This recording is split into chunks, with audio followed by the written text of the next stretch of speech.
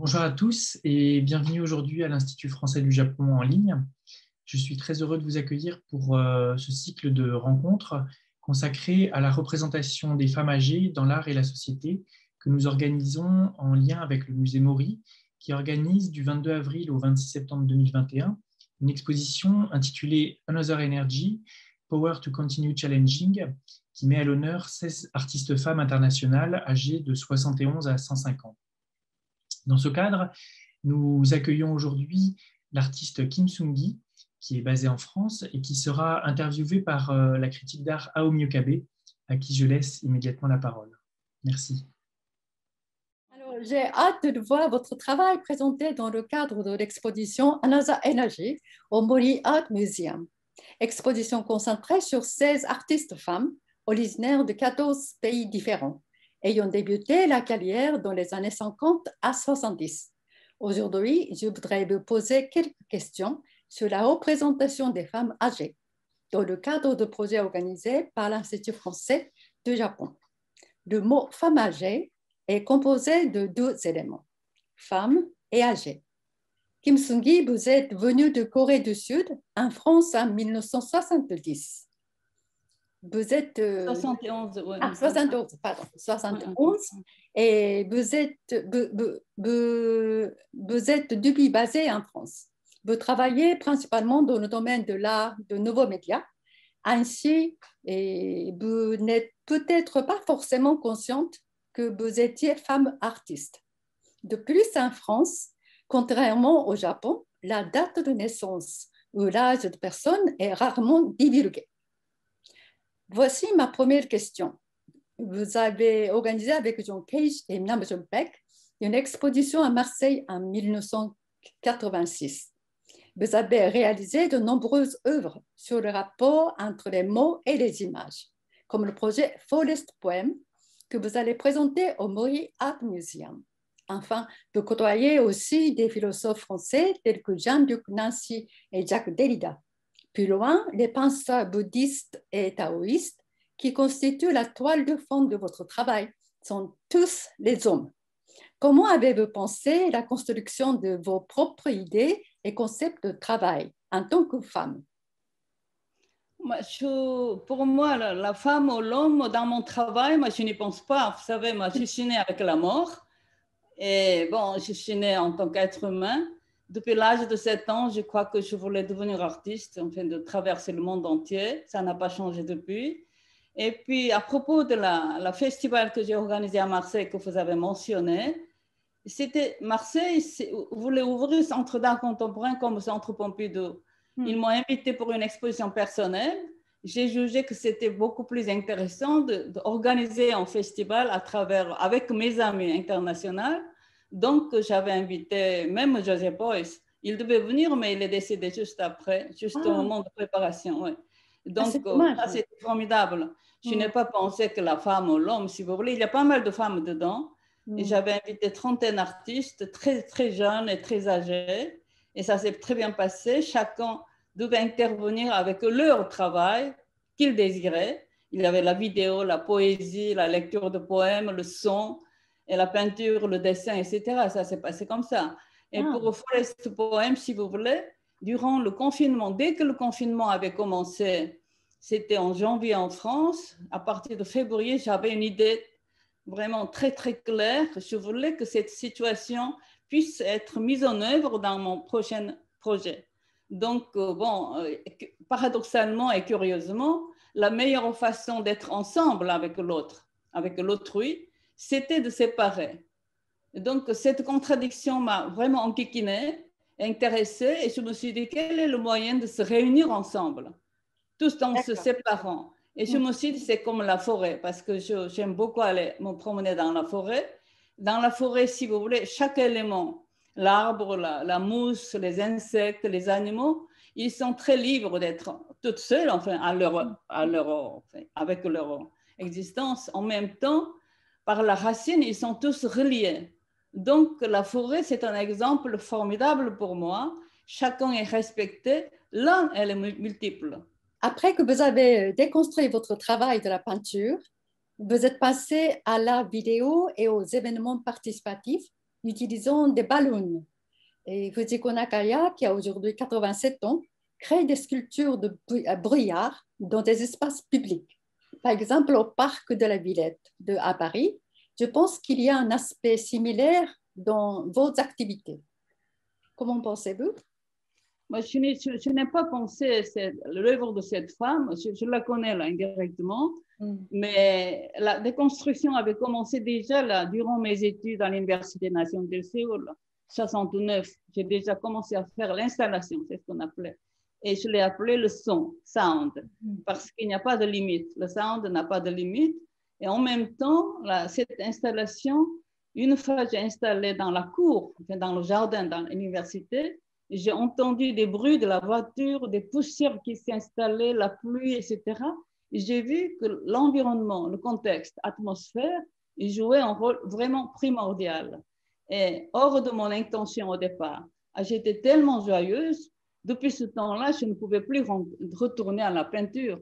Donc, j'ai commencé à faire l'installation, la performance. Enfin, et donc, je l'ai appelé situation plastique 1. Une fois que je suis arrivée 2 ans plus tard en France, j'ai commencé à faire le travail de situation plastique 2, qui consiste à décomposer des couleurs, de fabriquer des kites, cerfs-volants, et de faire des expositions, manifestations plusieurs fois à la plage et dans le ciel. À la plage parce qu'il fallait qu'il n'y ait pas des éléments qui empêchent le cerf-volant de voler. Donc, j'ai préféré d'être à la plage, là où il y a beaucoup d'espace. Ensuite, j'ai vu que les cerfs-volants volaient, mais parfois ça tombait à la mer, etc. Et ça, je l'ai appelé situation plastique 2. Et j'avais des caméras préparées et que j'ai distribué mes caméras à tout le monde, que chaque personne pouvait aussi bien filmer, aussi bien d'être spectateur, en même temps acteur. Donc, on a fait un film tout en mélangeant avec eux. Et puis, après ce travail j'ai travaillé jusqu'à 73, 14 même. Et 73, et 2 ans plus tard de lancer ce travail de situation plastique 2, je voulais qu'il n'y a pas, parce que cerf-volant, si vous voulez, ça lance, mais qu'il y a des problèmes parfois avec le vent, etc. Donc, j'ai beaucoup étudié qu'est-ce que je peux faire dans l'air, quelque chose un peu plus libre. Alors, bon, je voulais surtout, c'est très important, c'était spectaculaire. Spectaculaire, j'avais construit 300, 400 cerfs-volants qui volaient, et je voulais que ça soit moins spectaculaire, que je voulais faire une installation dans l'eau, que personne ne nous voit. Pendant 1 mois, j'ai travaillé installation à Bordeaux. Et M. Chavandelmas m'a accordé l'école d'art de Bordeaux, qui étaient mes assistants, 300 personnes qui m'ont aidé. On a installé des sculptures dans l'eau, à l'intérieur de la mer, entre la mer et la rivière. Et un jour seulement, on a accroché des éléments, le ballon, et avec les tissus, sur le crochet préparé sur ces sculptures. Et puis, à la fin de la journée, on a gonflé, on a eu le hélium, si vous voulez, 3 voitures d'hélium remplies d'hélium. Nous avons gonflé le ballon avec hélium. À la fin de la journée, on a coupé en nageant ou en bateau, et tous les ballons sont partis sur le ciel. En même temps, il y a eu 3 atmosphères, niveaux différents. Au début, ils partent. Après, ils bougent un peu, les ballons. Avec le poids de ballon et le poids d'hélium, ça monte. Et 3e espace, ils se réunissent ensemble. 4e fois, ils partent ensemble. Ça, c'est une expérience qui a été commencée comme ça. Mais je n'ai pas pensé votre artiste japonais. J'ai rencontré Madame Yoon Suk-nam en Corée il y a longtemps. Elle est une artiste féministe coréenne, âgée aujourd'hui de 83 ans. Je pense que l'art féministe est plus actif en Corée qu'au Japon ou en France. Que pensez-vous de ces tendances? Vous sentez-vous proche de ces mouvements? Je suis plutôt humaniste que féministe. Je dis tout de suite. Ensuite, moi, j'ai refusé de participer à l'exposition 2 fois, 3 fois d'ailleurs, d'exposition des œuvres féministes, parce que c'est comme cloisonner les poulets dans le poulailler et puis le mouton dans la forêt, etc., etc. Moi, je préfère tous ensemble, si vous voulez. De cette catégorisation, ça me gêne un peu. Bien qu'au fond, je suis tout à fait, j'adhère à leur pensée. très noble.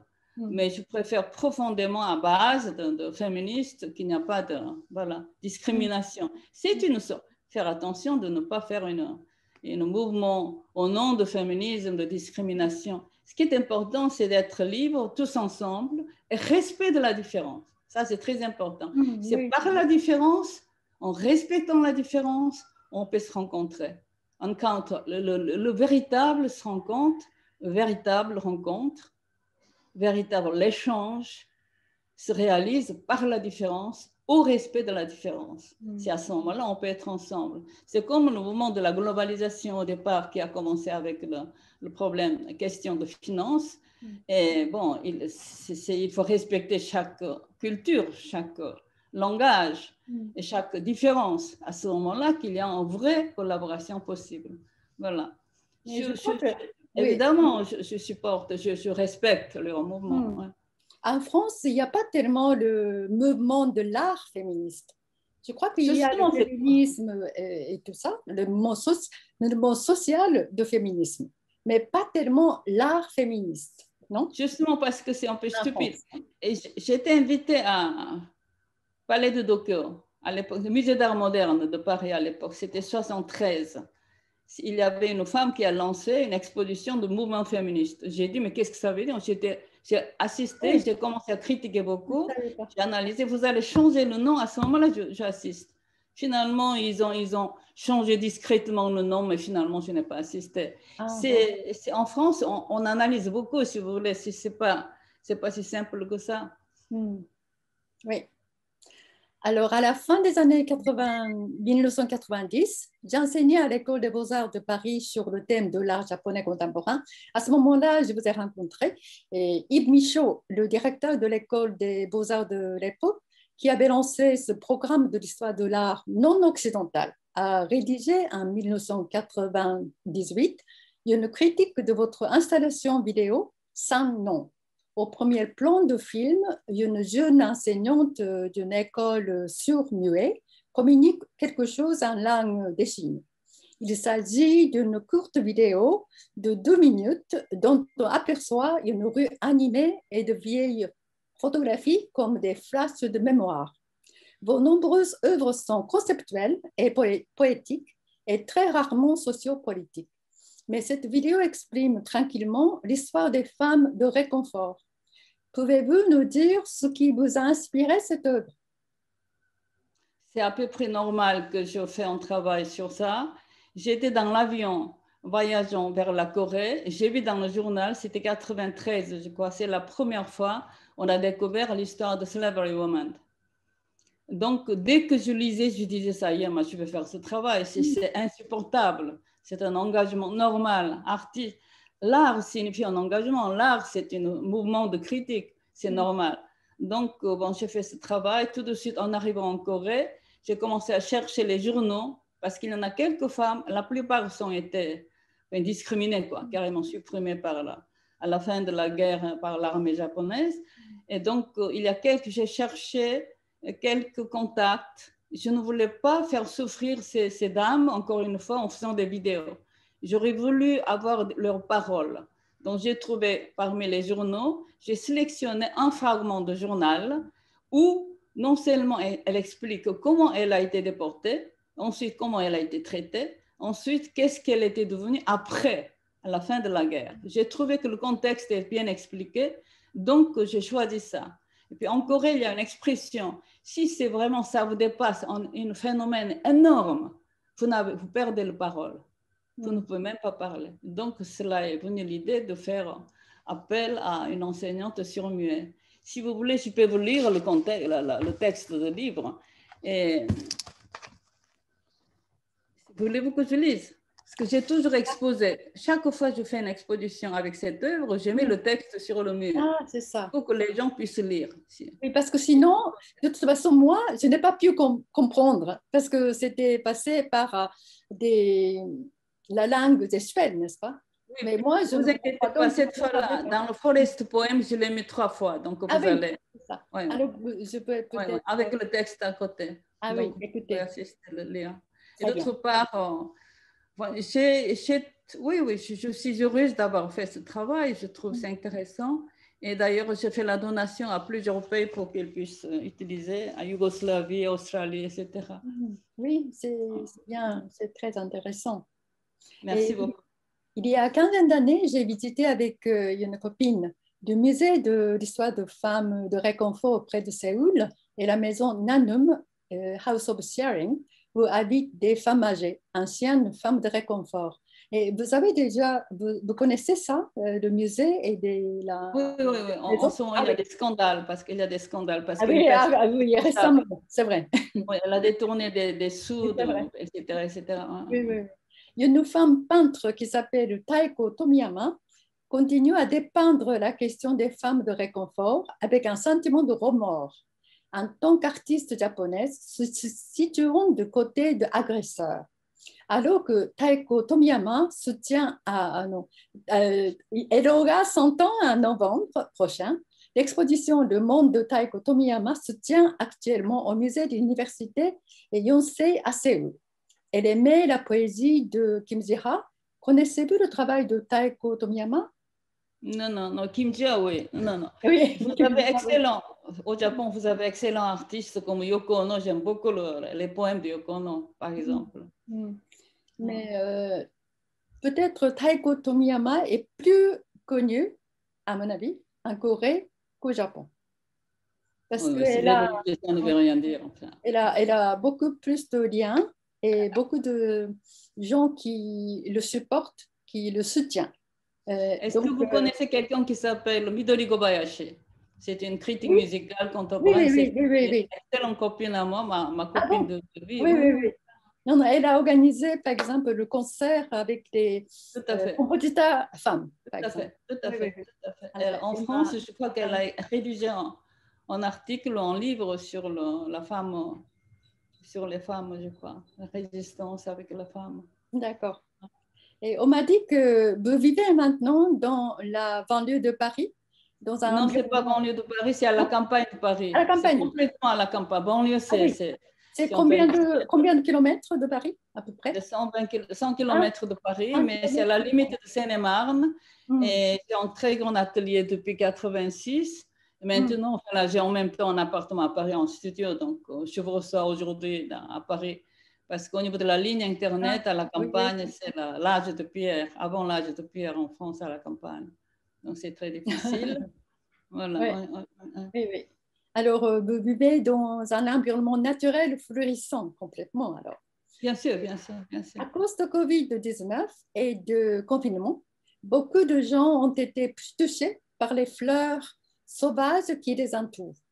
Depuis longtemps, vous portez un regard sur les choses simples et la vie quotidienne, et vous avez également créé des œuvres qui traitent des changements climatiques. Vous avez déclaré dans une entrevue que votre appréciation de la nature s'est approfondie récemment. Ça dit-il un changement qui s'est accentué avec l'âge? Non, je ne crois pas que j'ai dit ça. Je n'ai jamais dit que j'ai approfondi le sentiment de la nature avec l'âge. Absolument pas du tout. Et d'ailleurs, je n'ai pas fait un travail sur la nature et le climat. Si vous voulez, j'ai fait un travail multimédia interactif très important en 1997. Ça s'appelle Station Zero Time.